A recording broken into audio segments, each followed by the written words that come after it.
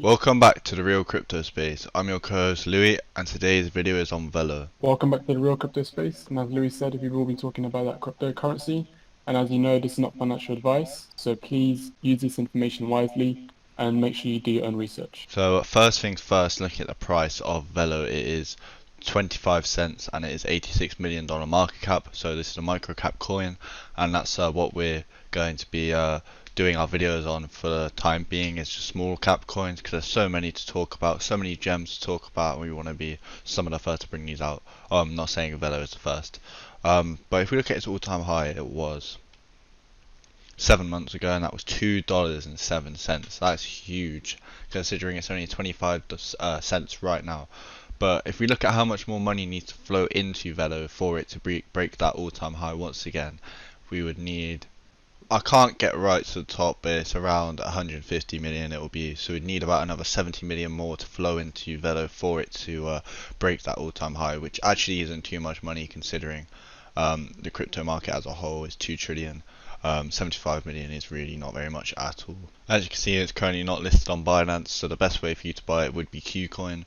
And yeah, let's get straight into the video. So as you can see on our website, VELO is a blockchain-based financial protocol enabling digital credit issuance and borderless asset transfer for businesses using a smart contract system. So they've got different types. They've got their own cross-border remittance, lending, digital credits, payments, and loyalty cards. So this is on their Twitter. They recently tweeted.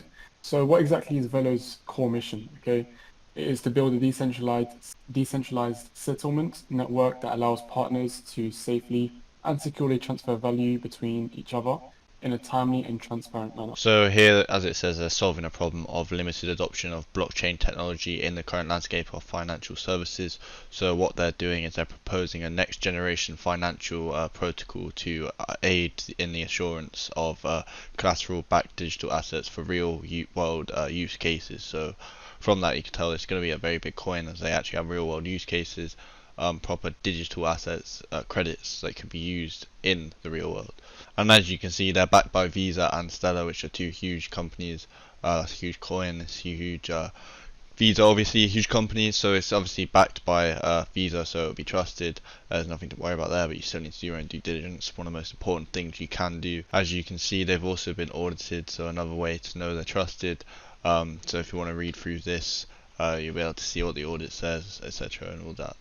So that's pretty much it for this video. I hope you have enjoyed. If you have, please make sure you leave a like and also subscribe. And yeah, have a lovely rest of your day.